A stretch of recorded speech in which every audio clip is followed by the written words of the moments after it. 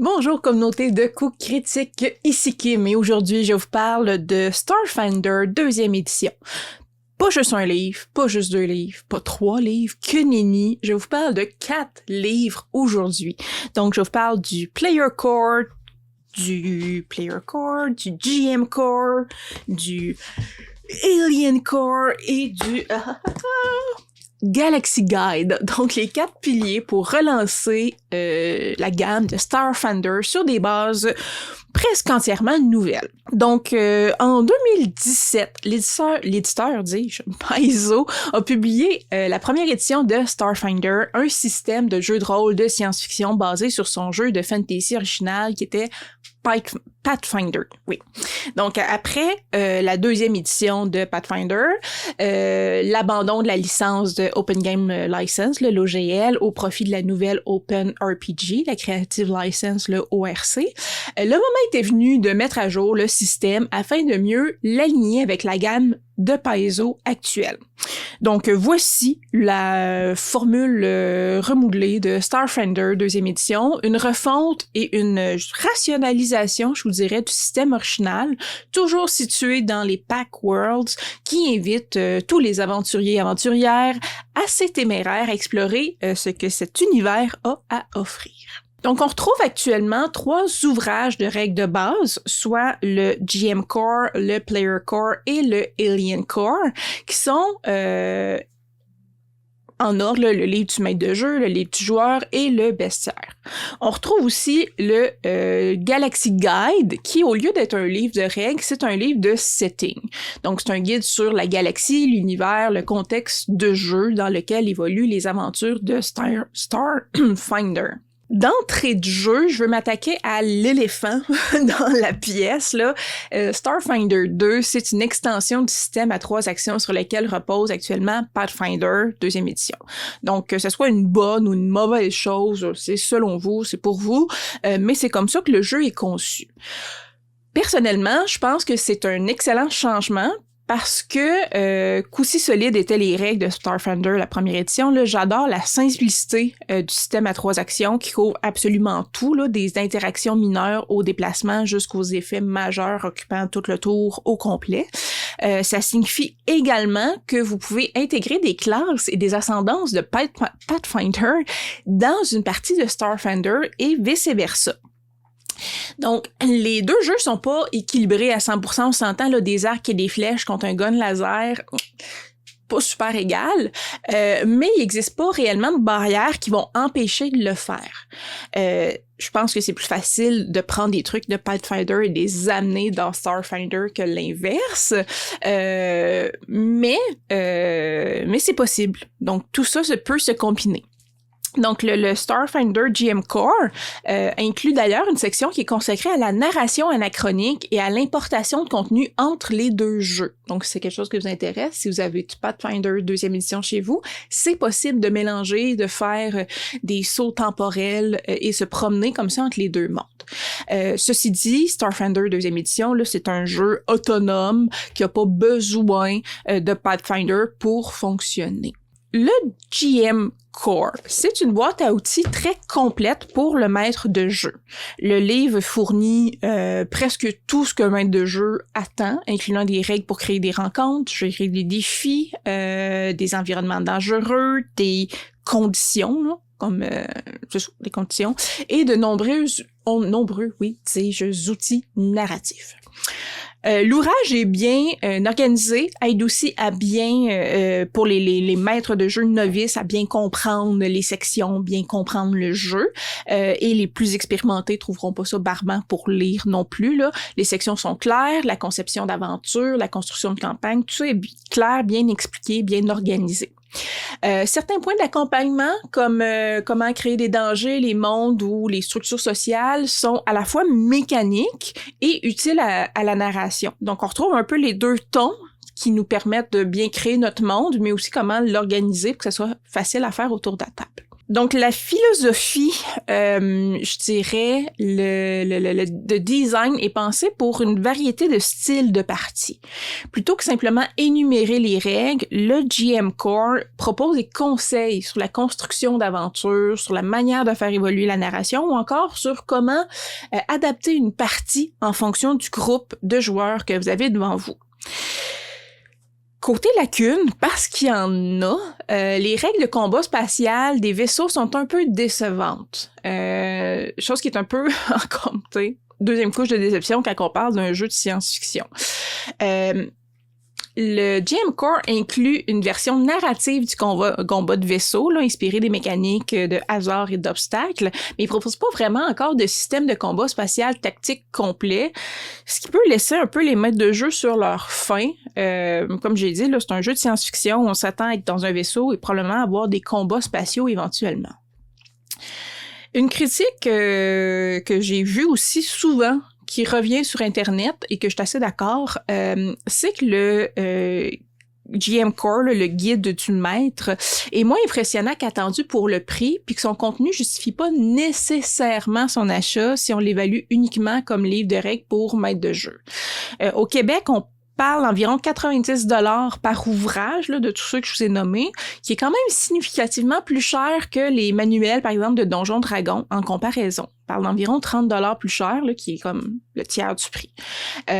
Cette critique-là est valable, comme je disais, là, pour l'entièreté de la gamme. Là, Starfinder est relativement dispendieux comparé à d'autres gammes de jeux. Starfinder, deuxième édition, Player Core, lui, beaucoup plus gros, structure son contenu de façon à accrocher les joueurs. Bon, ça le dit, là, c'est un player guide. D'abord en présentant ce qu'est le système, ensuite en guidant les joueurs dans la création de personnages, puis en offrant une vue d'ensemble, je dirais, du fonctionnement du jeu. Donc, le Player Core, c'est vraiment un livre particulièrement massif, là. Il y a 450 pages et ça contient toutes les ascendances, les héritages, les classes, les sorts, les règles nécessaires pour jouer une partie. Donc, c'est vraiment la bible du joueur pour ce jeu-là. Ça comprend par contre aucun scénario, on s'entend. C'est axé vers les joueurs. Mais c'est possible de trouver des scénarios sur le site de Paizo pour ceux qui seraient intéressés. Donc, lors de la création de personnages, les joueurs sont encouragés à commencer par un concept clair de ce qu'ils veulent être, puis à choisir des attributs qui correspondent à cette vision-là. Donc, on guide les nouveaux joueurs, principalement, je trouve, là, dans cette création-là, qui peut être un peu déroutante au début. Donc, les modificateurs d'attributs reposent sur des capacités physiques et mentales du personnage et commencent tous à une valeur de base de 10. À mesure que les joueurs choisissent leur classe, leur ascendance, leur historique, les valeurs peuvent augmenter ou diminuer selon leur choix.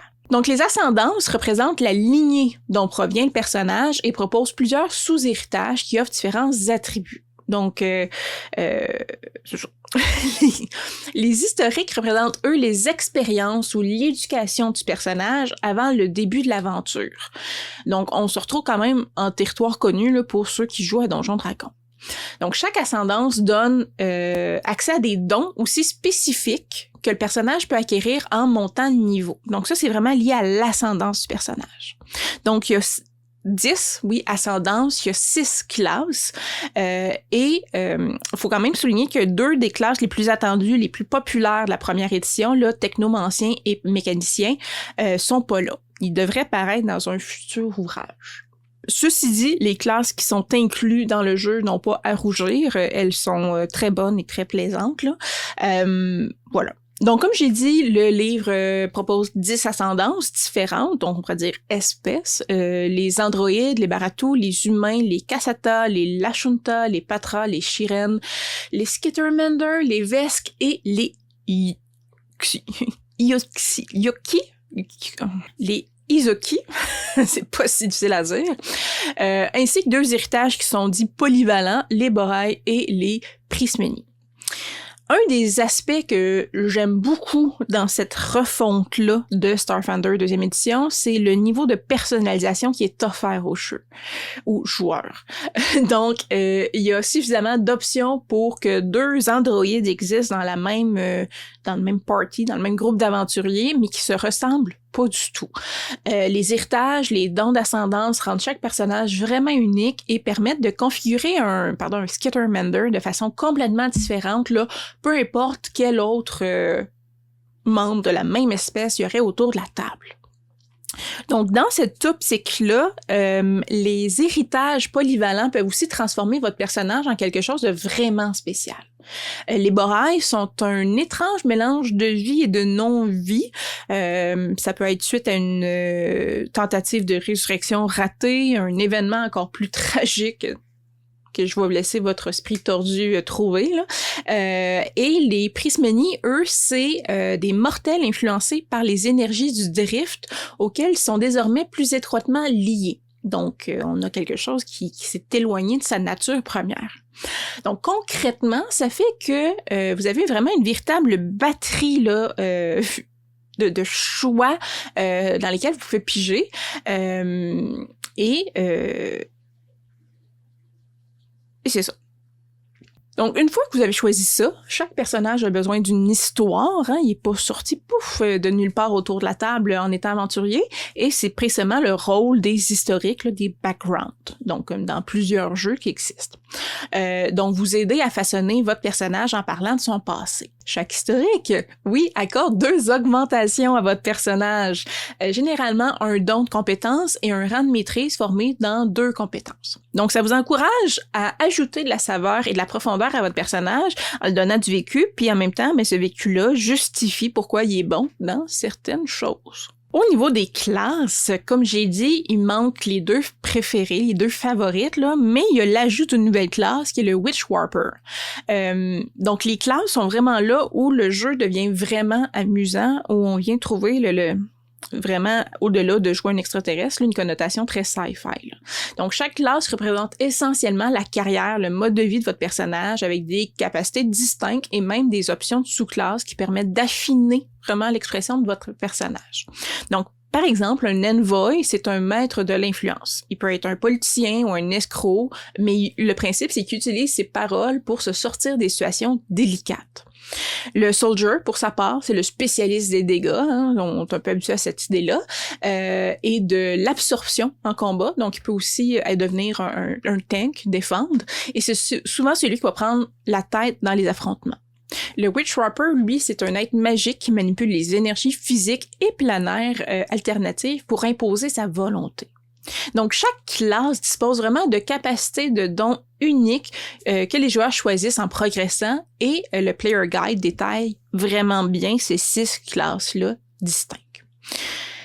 Donc, les classes sont thématiquement solides, offrent beaucoup de matière, sont très inspirantes, je trouve, et chaque personnage semble un peu plus unique dans cette 2e édition-là. Chaque classe remplit vraiment bien son rôle et les rôles sont plus distincts que lors de la première édition. Donc, il peut encore avoir des recoupements, mais vous n'êtes pas enfermé dans votre classe, là, et le jeu va pas vous donner l'impression d'être monotone non plus. Un des aspects intéressants de cette édition-là aussi, c'est que toutes les classes sont structurées de la même façon. Donc, tout le monde utilise des dons. On parle plus là d'improvisation pour les envoys ou d'exploits pour les opératives, là. Donc, on a un langage commun pour toutes les classes et ça permet une prise en main beaucoup plus fluide pour les nouveaux joueurs qui n'ont pas à apprendre 6 termes différents selon la classe qu'ils souhaitent jouer.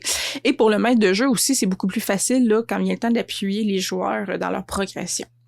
Donc, chaque classe conserve quand même sa propre identité. Donc, les mystiques choisissent toujours des connexions, les soldiers, les soldats disposent de styles de combat, là, donc tout se mélange pas. Donc, les mystiques commencent avec davantage de sorts par jour que dans la première édition, mais le nombre maximal d'emplacements quotidiens pour un même sort est désormais limité à 4 au lieu de 5. Donc, pour ceux qui connaissent la classe. Donc, toutes les classes ont bénéficié d'une refonte vraiment là, de haut en bas, de gauche à droite, afin de les moderniser, de retirer des éléments qui fonctionnaient pas, ou plus ou moins, ou pas comme prévu, et d'y ajouter des nouvelles mécaniques. Donc, les classes semblent plus conviviales, plus faciles à construire, à faire évoluer tout au long de la campagne dans laquelle vous allez jouer. Je suis quand même un peu déçue que les mécaniciens n'aient pas été inclus dans le livre, là, mais j'ai quand même hâte de voir ce que l'équipe va réserver là, dans un futur supplément de règles, parce qu'on s'attend à voir apparaître un tech core éventuellement. Aussi, si vous êtes du genre à aimer multiclasser votre personnage, pas d'inquiétude, les archétypes vous permettent de choisir des dons issus d'autres classes afin de personnaliser votre personnage encore plus. Le livre détaille aussi un grand nombre de compétences et de dons que les personnages vont acquérir lors de la création et la progression de ce dernier. Donc, les compétences sont associées à un des 6 attributs et disposent, d'actions spécifiques. Starfinder utilise un système de maîtrise à 5 niveaux, donc soit non formé, formé, expert, maître et légendaire.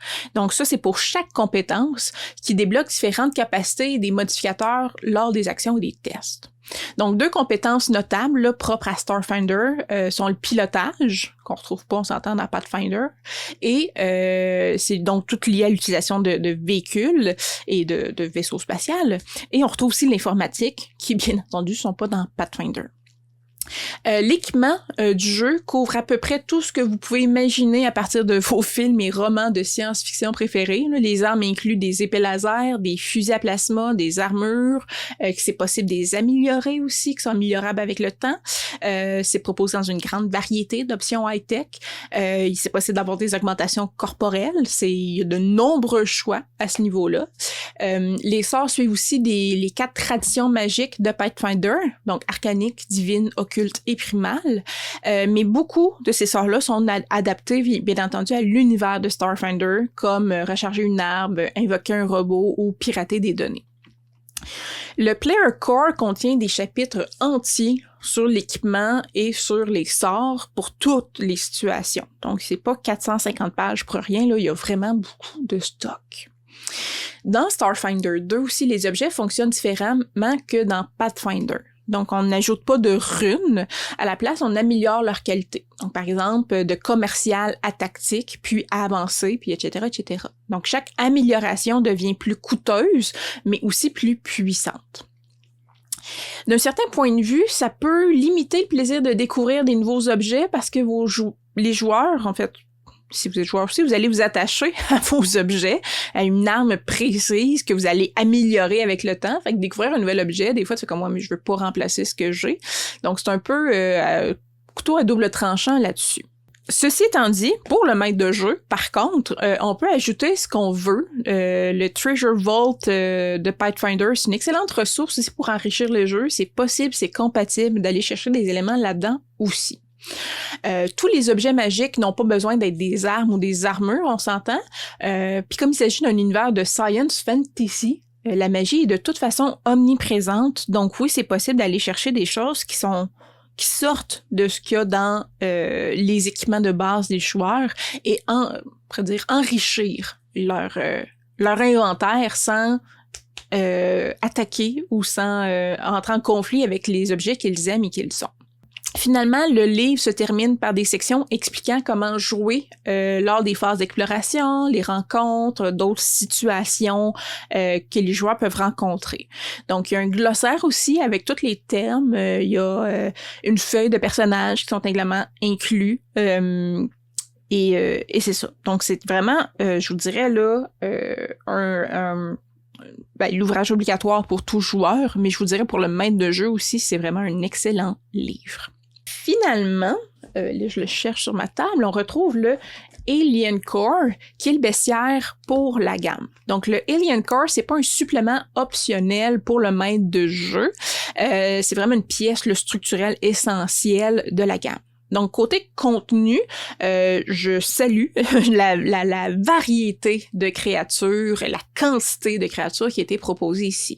Donc, c'est un bestiaire qui est quand même massif, qui couvre un large éventail de niveaux, de types d'ennemis, de concepts de science-fiction. Donc, on y retrouve aussi bien des extraterrestres classiques que des intelligences artificielles, que des créatures planétaires étranges, des menaces cosmiques, des adversaires plus quotidiens aussi, là, adaptés aux environnements urbains ou spatiaux. Donc, cette diversité-là rend le livre utile aussi sur le long terme. C'est pas un bestiaire à feuilleter juste une fois pour vous inspirer, là, mais c'est vraiment un ouvrage dans lequel on revient constamment lors de la préparation de nos parties, autant plus urbaine que vraiment dans une exploration là, sur d'autres planètes. Visuellement, les blocs de statistiques sont clairs, sont structurés, sont lisibles. Même en cours de partie, vous n'allez pas vous perdre à essayer de trouver l'information. On peut quand même reprocher à Alien Core ce qu'on reproche à beaucoup de bestiaires, en fait, ce que je reproche à beaucoup de bestiaires, c'est que le livre manque un peu de profondeur narrative. Donc, le lore associé aux créatures est souvent très succinct, laisse volontairement beaucoup de zones floues. Certaines personnes vont vraiment aimer cet aspect-là, mais je suis de celles et ceux qui aiment lire les contextes plus développés, des relations entre les espèces, des pistes de scénarios possibles, explicites, l'histoire des espèces. Après ça, ça devient mon choix de suivre ou non c'est ce lore-là, mais j'aime l'avoir, j'aime pouvoir le lire. Finalement, le Galaxy Guide. Ce livre-là, c'est pas un livre de règles. C'est vraiment un livre là, qui joue le rôle de porte d'entrée dans l'univers de la 2e édition de Starfinder. Donc, c'est vraiment un point de départ narratif qui pose des fondations pour un monde là, qui est vivant, qui est dynamique. Techniquement, donc c'est pas un livre qui fait partie du core set là, de règles à proprement parler, mais c'est vraiment plus un ouvrage de cadre, de lore à ce moment-là, vous comprenez que je l'aime beaucoup pour ça, qui est destiné à accompagner à la fois les maîtres de jeu et les joueurs pour comprendre l'univers. Donc, il présente une carte détaillée de la galaxie, du système des Pact Worlds, qui est le système une maison, on pourrait dire, de Starfinder. On retrouve aussi différentes aventures possibles, des explorations galactiques, l'horreur, les guerres, des récits dystopiques, des histoires juste étranges. On retrouve des factions puissantes, dont certaines offrent aussi des archétypes jouables qui relient directement les personnages aux forces motrices là, du setting qui est proposé. Donc si, comme je disais, si j'étais déçue dans le Alien Core de pas avoir de lore, ben ici, je suis comblée. Ici, c'est un livre, c'est le but de ce livre-là, de nous donner de l'histoire, du contexte. Donc, le livre, c'est vraiment un outil d'inspiration. Il donne aux maîtres de jeu des idées concrètes pour structurer les campagnes dans différents registres de science fantasy, tout en restant suffisamment ouvert pour laisser la place à la créativité autour de la table. Donc, les sections sur les ports d'escale, par exemple, les factions majeures, les événements marquants de la galaxie, c'est des ressources précieuses pour générer des arcs narratifs ou des hooks d'aventure, mais il va quand même rien vous imposer non plus. Le livre introduit aussi 6 races ou 6 espèces originales, des dragons humanoïdes au cerveau géant. On passe aussi par des formes étranges, là, des astrazoanes ou des calots aquatiques, qui vont enrichir immédiatement là, votre univers, les options de personnalisation des personnages.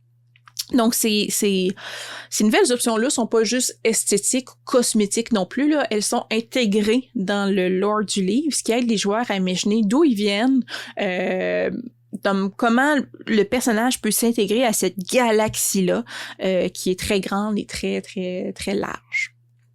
Côté un peu plus négatif ou mitigé, le guide semble assumer parfois que le lecteur a une certaine connaissance antérieure de l'univers de Starfinder, ce qui est pas toujours le cas, hein, s'entend, il y a tout le temps des nouveaux venus qui arrivent qui s'intéressent à une gamme, là. Donc certaines sections du livre, notamment celles qui traitent des types d'aventures, peuvent être un peu denses, référencer des éléments de lore sans toutefois les contextualiser complètement, ce qui peut perdre le lecteur qui est pas déjà familier avec tout le background de Starfinder.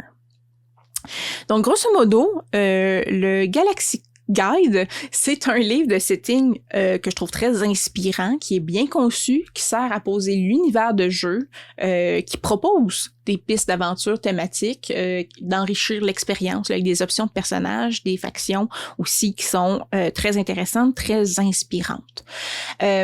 Toutefois, si vous avez un budget plus limité, parce que je vous disais déjà que les livres sont chers comparativement à d'autres, là, c'est clairement celui qui est le plus optionnel dans toute la gang de livres. Sinon, globalement, pour ces 4 ouvrages-là, je trouve que les illustrations sont vraiment chouettes. Je suis pas renversée non plus, là, il révolutionne rien, mais l'approche est plus lumineuse, plus saturée que la première édition, qui avait un ton plus sombre un peu. Puis à mon avis, ce type d'illustration-là fonctionne vraiment mieux avec Starfinder, parce qu'on est fondamentalement dans du science fantasy, là. C'est pas très grimdark, c'est pas excessivement sérieux comme jeu. On peut le faire, mais on trouve dans le jeu, on s'entend là, des Skitter Menders à 6 bras, des vedettes de la pop, des poètes insectoïdes, nihilistes. Donc on s'entend là que c'est un jeu qui est dans sa structure, dans son fond, fondamentalement très coloré. Alors, je trouve que ici, l'équipe artistique a réussi son coup en faisant vivre cet aspect-là de Starfinder. Il y a certaines illustrations qui fonctionnent moins bien, là. Certaines sont trop réalistes, d'autres un peu plus cartoonesques. J'aurais aimé parfois une esthétique plus homogène, là, mais globalement, ça réussit vraiment son coup. Puis là, je tiens à dire, là, parenthèse, malgré ce que je viens de dire, là, c'est possible de raconter des histoires graves dans Starfinder, là. C'est pas impossible, là, vraiment, vraiment pas. Il y a des dieux indicibles, des planètes qui explosent, des races anciennes génocidaires, là. On s'entend, c'est possible de faire de quoi de dark, de réaliste, mais c'est aussi possible de faire des choses très spéciales. En conclusion, Starfinder 2e édition, c'est une bonne évolution du premier opus. Le jeu semble beaucoup plus fluide, les combats sont particulièrement plus efficaces qu'auparavant aussi. Surtout, le jeu constitue une introduction claire et accessible pour les nouveaux joueurs. Donc, il n'y a pas suffisamment de contenu pour satisfaire les vétérans nécessairement, mais l'expérience des nouveaux joueurs est essentielle là, pour assurer un succès à long terme d'un jeu et d'une nouvelle édition.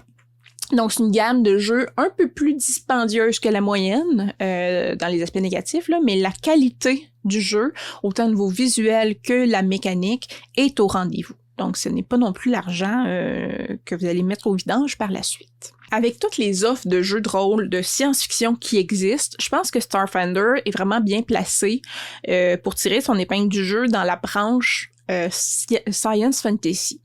Le jeu est pas là pour compétitionner avec Alien ou avec Mothership, par exemple, là, donc quelque chose qui est très... des choses qui sont beaucoup plus dans l'horreur, ou Mothership qui est des règles beaucoup plus simples, mais on est dans quand même des héros intergalactiques, des aventures incroyables. Pour moi, cette gamme-là, c'est un oui, ça va être une gamme là que je vais souvent me référer pour faire des aventures épiques dans le cyberespace. Puis la question, mais maintenant, c'est de savoir si pour vous, est-ce que c'est votre tasse de thé, ce genre de jeu-là? Puis ça, ben, vous pouvez me le laisser savoir en commentaire. Aussi, comme à l'habitude, si vous voulez rien manquer de notre contenu, ben, abonnez-vous à la chaîne, aimez la vidéo, venez nous voir, venez nous faire un petit coucou sur Patreon si vous voulez avoir parfois du contenu exclusif, si vous voulez avoir les vidéos en avance, si vous voulez pouvoir nous parler plus directement. Et ben, sur ce, je vous dis à bientôt, à la prochaine fois. Bye!